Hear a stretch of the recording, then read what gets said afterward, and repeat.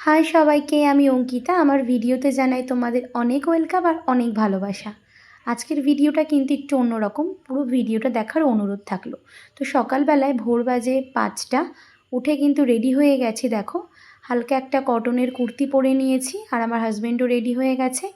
হ্যাঁ, যাচ্ছি হচ্ছে আমরা ঘুরতে। কোথায় যাচ্ছি? ওয়েদারটা তো আপাতত ঠিক আছে, বৃষ্টি এখনও শুরু হয়নি। কোথায় যাচ্ছি সেটা কিন্তু ভিডিওটা দেখলেই বুঝতে পারবে। এই প্রথমবার কিন্তু এতটা দূরে যাচ্ছি বাইক নিয়ে। তো সকালবেলায় পরিবেশটা কিন্তু ঠিক এরকমই ছিল, শান্ত, ঠান্ডার, স্নিগ্ধ। যেরকম পরিবেশ আমার খুবই ভালো লাগে। বলতে বলতে কিন্তু অনেকটা দূর পেরিয়ে এসেছি, এখানে চলে আসলাম। এটা হচ্ছে ডায়মন্ড হারবার। এখানে কিন্তু একটুখানি রেস্ট নেব।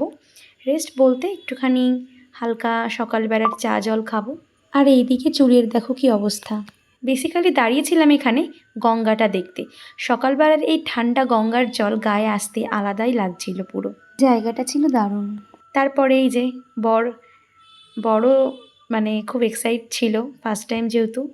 তারপরে এখান থেকে কিন্তু লিকার চা আর একটা বিস্কুট নিয়ে নিলাম। খুব বেশি আমি চা খাই না, তোমরা আশা করি জানো। তো জাস্ট খাওয়ার জন্যই খেলাম। খাওয়া দাওয়ার পরে কিন্তু আবার বেরিয়ে পড়লাম।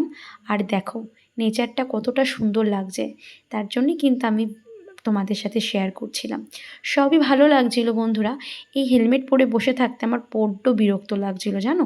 আর যেতে যেতেই কিন্তু তারা মায়ের দর্শন পেয়ে গেলাম। তারপরে মাঝ রাস্তায় কিন্তু আমাদের বৃষ্টি এসে পড়ায় আমরা এক জায়গায় দাঁড়িয়েছিলাম অল্প সময়ের জন্য। তারপরে এই তো আস্তে আস্তে গন্তব্যস্থলে যাচ্ছি। আর এই দেখো এখানে কতগুলো নৌকা দেখতে পাচ্ছ। আর এই যে, হ্যাঁ ঠিকই ধরেছ, আমরা চলে এসেছি বকখালিতে। আর সোমবার থাকায় ভোলে বাবার কিন্তু পুজো হয়, এরা সবাই যাচ্ছিল। হঠাৎ করেই কিন্তু এই সি বিচে চলে আসলাম। আর আগে থেকেই কিন্তু বর রুমটা বুক করে রেখেছিল। সামনেই সমুদ্র, তো আলাদাই লাগছিল আমার। আর এই যে বরকে বলছিলাম যে তুমি খুব ভালো ড্রাইভ করেছো, হ্যানা ত্যানা। জাস্ট আমরা বকখালি সি বিচে এসেছি, এখনও হোটেল নেওয়া হয়নি। তো মানে কি বলবো, ফিলিংসটা এতটা ভালো, মানে বিয়ের পর এটা আমাদের প্রথম ঘুরতে যাওয়া। তোমরা যতই বলো না কেন, পাহাড় সমুদ্র কম্পেয়ারে আমি কিন্তু সর্বদা সমুদ্রই পছন্দ করি।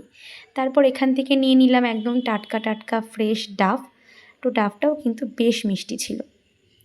আমার এই ভিডিওগুলো অবশ্যই তোমরা দেখো, কেমন লাগছে না লাগছে কমেন্ট করে জানিও। নেক্সট পার্টে ভিডিও আসবে, অবশ্যই দেখো।